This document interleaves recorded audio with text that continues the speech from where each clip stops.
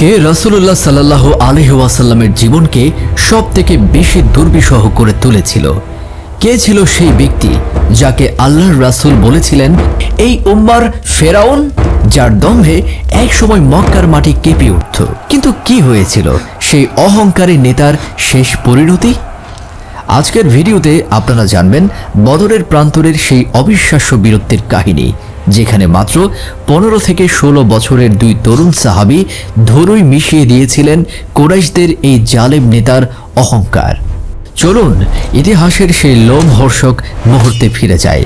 আর একটা কথা, আমাদের চ্যানেলটি সাবস্ক্রাইব করতে ভুলবেন না কিন্তু, কারণ এমন আরও গভীর ও অজানা সব ঘটনা আপনার জন্য অপেক্ষা করছে। আপনি যদি প্রস্তুত থাকেন তাহলে চলুন শুরু করা যাক। বদরের যুদ্ধ শুরুর ঠিক আগ মুহূর্তে আব্দুর রহমান ইবনে আউফ রাদিয়াল্লাহু তাআলা আনহু যুদ্ধের জন্য লাইনে দাঁড়াচ্ছেন। মুহূর্তটায় একটু কল্পনা করুন, ঠিক এখনই শুরু হতে যাচ্ছে এক ভয়াবহ সম্মুখ যুদ্ধ। এমন সময়ে একজন সৈনিকের মানসিক অবস্থাটা কেমন হতে পারে? মাথায় তখন একটাই চিন্তা, হয়তো আর কিছুক্ষণ, এরপরে জীবনের ইতি ঘটে যাবে। এমন শ্বাসরুদ্ধকর পরিস্থিতিতে প্রত্যেক যোদ্ধাই চান তার আশপাশের সঙ্গীটি যেন হয় অত্যন্ত দক্ষ এবং শক্তিশালী, কারণ বিপদে পড়লে ওই পাশের মানুষটি তাকে রক্ষা করবে, তাকে সাপোর্ট দিবে। কিন্তু আব্দুর রহমান ইবনে আউফ রাদিয়াল্লাহু তাআলা আনহু ডানে তাকিয়েই মারাত্মকভাবে হতাশ হলেন। একেবারেই কম বয়সী এক কিশোর, যাকে এখনও পুরুষই বলাই যায় না। হতাশ হয়ে তিনি যখন বামে তাকালেন, এবার আরও বেশি হতাশ হলেন, কারণ তার বামের জনও ঠিক একই রকম বালক। এবার আব্দুর রহমান রাদিয়াল্লাহু তাআলা আনহু চিন্তা করলেন আশপাশ থেকে সাহায্য পাওয়ার কোনো সম্ভাবনা নেই। এমন সময় তার ডান পাশের বালকটি তাকে খোঁচা দিয়ে জিজ্ঞেস করল, চাচা, আপনি কি আবু জেহেলকে চিনেন? আব্দুর রহমান অবাক হয়ে বললেন, হ্যাঁ, অবশ্যই চিনি, কিন্তু তুমি তাকে দিয়ে কি করবে? ছেলেটির উত্তর শুনে তিনি স্তম্ভিত হয়ে গেলেন। সে বলল, চাচা, আমি শুনেছি আবু জেহেল নাকি রাসূলুল্লাহ সাল্লাল্লাহু আলাইহি ওয়াসাল্লামকে গালি দিয়েছে, তাকে অপমান করেছে। তাই আমি কসম করেছি যদি একবার তাকে দেখতে পাই তবে হয় আমি তাকে হত্যা করব, নয়তো নিজে শহীদ হয়ে যাব। এই দুইটার একটা না হওয়া পর্যন্ত আমি তাকে ছাড়ব না। আব্দুর রহমান রাদিয়াল্লাহু তাআলা আনহু ছেলেটিকে আশ্বস্ত করে বললেন, ঠিক আছে বাবা, আমি তাকে দেখলেই তোমাকে দেখিয়ে দিব, তুমি একদম চিন্তা করো না। কিন্তু আশ্চর্যের বিষয় হলো, তিনি সোজা হয়ে দাঁড়াতে না দাঁড়াতেই অন্য পাশ থেকে আরেকজন তাকে খোঁচা দিল। সেও ফিসফিস করে ঠিক একই প্রশ্ন করল। আব্দুর রহমান রাদিয়াল্লাহু তাআলা আনহু তাকেও ঠিক একই রকম উত্তর দিলেন। আসলে তারা ছিল দুই বন্ধু, তাদের মাঝে চলছিল এক গোপন প্রতিযোগিতা, কে আগে আবু জেহেলকে হত্যা করতে পারবে। তাই দুইজনই গোপনে ইনফরমেশন নিচ্ছিল, যাতে তার পাশের জন জানতে না পারে। আব্দুর রহমান রাদিয়াল্লাহু তাআলা আনহু এবার নড়ে চড়ে বসলেন। তিনি বুঝতে পারলেন এরা দেখতে ছোট হতে পারে, কিন্তু এদের কলেজাটা অনেক বড়। মাশাআল্লাহ, তরুণ হলেও তাদের বুকের ভেতর যে জজবা ছিল তা দেখে তিনি নতুন করে ভরসা পেলেন। যুদ্ধের ডামাডোলের মধ্যেই হঠাৎ আব্দুর রহমানের নজর গেল দূরে। আবু জাহেল দাঁড়িয়েছিল গাছপালা ঘেরা একটি সুরক্ষিত জায়গায়। নবীজি সাল্লাল্লাহু আলাইহি ওয়াসাল্লাম যেমন তার তাবুতে সুরক্ষিত ছিলেন, কুরাইশদের নেতা হিসেবে আবু জাহেলও তেমনি গাছপালা দিয়ে ঘেরা জায়গা থেকে যুদ্ধ পর্যবেক্ষণ করছিল। তাকে ঘিরেছিল তার নিজস্ব বাহিনী। তিনি ছিলেন এক নিশ্ছিদ্র নিরাপত্তা বলয়ে। আর সবচেয়ে ভয়ের বিষয় হলো, তার পাহারাই ছিল ইকরিমা, যেই ছিল সেই সময়ের এক দুর্ধর্ষ শক্তিশালী যোদ্ধা। অর্থাৎ আবু জাহেলকে ছোঁয়াও ছিল প্রায় অসম্ভব এক ব্যাপার। আব্দুর রহমান দূরে আবু জেহেলকে দেখা মাত্রই চিৎকার করে ওই দুইজনকে বলল, ওই যে তোমাদের কাঙ্ক্ষিত ব্যক্তি, যার কথা তোমরা আমাকে জিজ্ঞেস করছিলে, ওই যে সেই ব্যক্তি।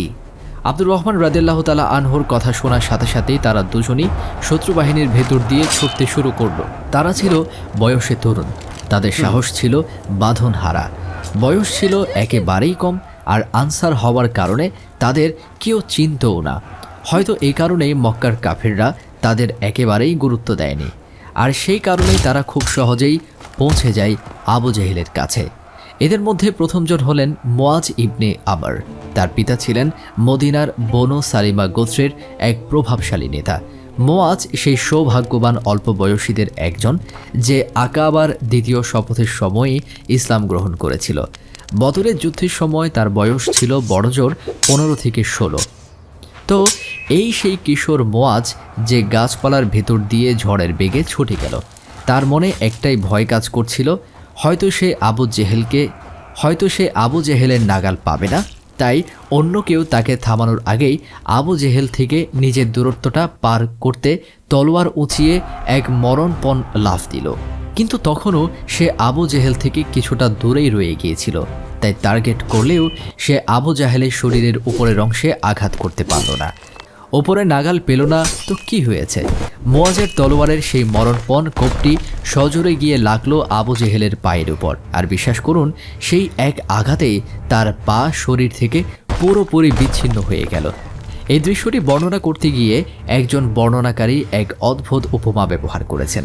তিনি বলেন, আমি এর তুলনা শুধু এভাবেই দিতে পারি, পাথরের জাঁতা কোলে খেজুর পিষলে বিচিটা যেমন ঠাস করে ছিটকে বেরিয়ে যায়, ঠিক সেভাবেই আবু জাহেলের পাটা শরীর থেকে ছিটকে দূরে গিয়ে পড়ল। মুআজের সেই আঘাতেই আবু জাহেলের পা শরীর থেকে বিচ্ছিন্ন হয়ে গেল ঠিকই, কিন্তু আবু জেহেলের মৃত্যুর জন্য এই আঘাতটি যথেষ্ট ছিল না। কিন্তু ঠিক সেই মুহূর্তেই ঘটে গেল এক অঘটন। নিজের বাবাকে বাঁচাতে ছুটে এলো আবু জাহেলের ছেলে ইকরিমা। সে তার তলোয়ার দিয়ে মুআজের উপর পাল্টা আঘাত হানল, আর সেই আঘাতে মুআজের হাত কাঁধ থেকে প্রায় পুরোটাই আলাদা হয়ে গেল, শুধুমাত্র চামড়ার সাথে ঝুলে রইল। মুআজ রাদিয়াল্লাহু তাআলা আনহু পরবর্তী জীবনে এক হাত নিয়েই বেঁচেছিলেন। তিনি সেই মুহূর্তের বর্ণনা দিতে গিয়ে বলেন, আমার কাটা হাতটি চামড়ার এক টুকরো দিয়ে শরীরের সাথে ঝুলেছিল, কিন্তু যুদ্ধের ময়দানে এই ঝুলে থাকা হাতটি আমার চলাফেরায় ভীষণ সমস্যা তৈরি করছিল। তাই ঝুলে থাকা হাতটি আমি আমার পায়ের নিচে চাপা দিয়ে ধরলাম। এরপর শরীরটা কোজো করে এক হ্যাঁচকা টানে হাতটা দেহ থেকে ছিঁড়ে আলাদা করে ফেললাম। সুবহানাল্লাহ! একটু ভাবুন তো, আমাদের হাতে সামান্য সুই ফুটলে আমরা ব্যথায় কুঁকড়ে যাই, কাজে মন দিতে পারি না। আর 17 বছরের এক কিশোর, যে কিনা বলছে তার কাটা হাতটি তাকে বিরক্ত করছিল, তাই সে নিজেই সেটা ছেড়ে ফেলল। এই ছিলেন মুআজ, এই ছিল তার ইমানি জজবা। এবার আসি দ্বিতীয় কিশোরের কথায়। তার নাম মুআব্বিজ। নাম দুটো গুলিয়ে ফেলবেন না যেন, একজন মুআজ আর একজন মুআব্বিজ। মুআব্বিজ ছিলেন বিখ্যাত সাহাবী আফরার সন্তান। তার মা এতটাই পুণ্যবতী ছিলেন যে সন্তানদের তার নামেই অর্থাৎ আফরার সন্তান বলেই ডাকা হতো। এই মুআব্বিজও কিন্তু আবু জাহেলকে আঘাত করেছিলেন। যুদ্ধ শেষে তারা দুজনেই হন্তদন্ত হয়ে দৌড়ে রাসূলুল্লাহ সাল্লাল্লাহু আলাইহি ওয়াসাল্লামের কাছে গেলেন। দুজনে দাবি করলেন, হে আল্লাহর রাসূল, আমি আবু জাহেলকে হত্যা করেছি।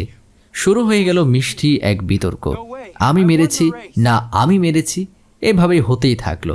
একটা বিষয় খেয়াল করুন, এই বিতর্কের সময় কিন্তু তারা দুজনই গুরুতর আহত ছিল। মুআজের তো পোড়া একটা হাতই নেই, আর মুআব্বিজ চরমভাবে আহত হয়েছিলেন। এই আহত অবস্থায় কিছুক্ষণ পরেই সে মারা যায়। চলুন আবার বিতর্কে ফেরত যাই। নবীজি সাল্লাল্লাহু আলাইহি ওয়াসাল্লাম মুচকি হেসে বললেন, তোমাদের তলোয়ার দেখাও দেখি। তলোয়ার দেখার পর তিনি রায় দিলেন, তোমরা দুজনেই তাকে হত্যা করেছ, অর্থাৎ তাদের দুজনের আঘাতেই তার মৃত্যু নিশ্চিত হয়েছে। যুদ্ধ শেষ। নবীজি সাল্লাল্লাহু আলাইহি ওয়াসাল্লাম সাহাবীদের নির্দেশ দিলেন, যাও খুঁজে দেখো আবু জাহেলের লাশটা কোথায়। তাকে খুঁজে পেলেন আব্দুল্লাহ ইবনে মাসউদ রাদিয়াল্লাহু তাআলা আনহু, সেই ইয়েমেনি মেষপালক যিনি ছিলেন ষষ্ঠ ইসলাম গ্রহণকারী। মক্কায় দুর্বল আর মেষপালক হওয়ার কারণে এই আবু জাহেল তাকে বহুবার অপমান করেছে, তুচ্ছ তাচ্ছিল্য করেছে। ইবনে মাসউদ দেখলেন আবু জেহেল মুমূর্ষ অবস্থায় পড়ে আছে, শেষ নিঃশেষ ত্যাগ করবে অবস্থা। তিনি গিয়ে সোজা আবু জাহেলের বুকের উপরে চড়ে বসলেন। এরপর বললেন, কিরে, তুই কি অবশেষে স্বীকার করছিস যে আল্লাহ তোকে লাঞ্ছিত করেছে, নাকি এখনো মানবি না? কিন্তু হাই, জীবনের একদম শেষ মুহূর্তে এসেও আবু জাহেলের অহংকার একটুও কমেনি। সে তাচ্ছিল্য করে বলল, আমি আবার কিভাবে লাঞ্ছিত হলাম? একজন মানুষকে তার নিজের লোকেরাই তো হত্যা করেছে, এতে লজ্জার কি আছে? ভাবখানা এমন যে আমাকে হত্যা করে তোমরাই বরং লজ্জিত হও, কারণ তোমরা তোমাদের আত্মীয়দের হত্যা করেছ। এরপর সে উল্টো ইবনে মাসুদকে জিজ্ঞেস করল, আমাকে বলো তো যুদ্ধের ফলাফল কি? আজ জিতেছে কারা? ইবনে মাসুদ গর্বের সাথে উত্তর দিলেন, বিজয় হয়েছে আল্লাহ এবং তার রাসূলের। আবু জাহেল তখন খেয়াল করল ইবনে মাসুদ তার বুকের উপর পা তুলে দাঁড়িয়ে আছেন। সে সহ্য করতে পারল না, দম্ভ ভরে বলল, ওরে মেষপালক, তুই আজ অনেক উঁচু জায়গায় পা রেখেছিস। এটাই ছিল তার শেষ কথা, কারণ ইবনে মাসুদ তাকে হত্যা করার জন্য নিজের তালোয়ার বের করলেন, কিন্তু দেখলেন তার তালোয়ারটি যুদ্ধে ব্যবহারের কারণে ভোঁতা হয়ে গিয়েছে। এই ভোঁতা তলোয়ার দিয়ে আবু জেহেলের মাথাকে শরীর থেকে আলাদা করা যাচ্ছিল না। তাই ইবনে মাসুদ আবু জাহেলের কোমর থেকে তার চকচকে নতুন তলোয়ারটি তুলে নিলেন, এক লাথিতে তার হেলমেটটা সরিয়ে দিলেন এবং সেই তলোয়ার দিয়ে চূড়ান্ত আঘাত করে তার মস্তক বিচ্ছিন্ন করে ফেললেন। এরপর তিনি দৌড়ে ফিরে এলেন নবীজির কাছে, বললেন, হে আল্লাহর রাসূল, আমি আবু জাহেলের লাশ পেয়েছি। নবীজি অবাক হয়ে জিজ্ঞেস করলেন, তুমি কি আল্লাহর কসম করে বলছো? তিনি বললেন, হ্যাঁ, আমি আল্লাহর কসম করে বলছি। নবীজি বললেন, চলো আমাকে দেখাও। লাশের সামনে দাঁড়িয়ে নবীজি সাল্লাল্লাহু আলাইহি ওয়াসাল্লাম সেই ঐতিহাসিক উক্তিটি করলেন, যা আজও ইতিহাসের পাতায় খোদাই হয়ে আছে। এই লোক ছিল এই উম্মার ফেরাউন। ধন্যবাদ সবাইকে ভিডিওটি দেখার জন্য। যদি ভিডিওটি আপনার ভালো লেগে থাকে তবে লাইক, কমেন্ট এবং আমাদের চ্যানেলটি সাবস্ক্রাইব করে আমাদের পাশে থাকুন। আপনার সমর্থনই আমাদের আরও বেশি মানুষের কাছে পৌঁছাতে এবং এই সুন্দর গল্পগুলো ভাগ করে নিতে সাহায্য করবে। পরবর্তী ভিডিওতে আপনাদের সাথে আবারও দেখা হবে ইনশাআল্লাহ।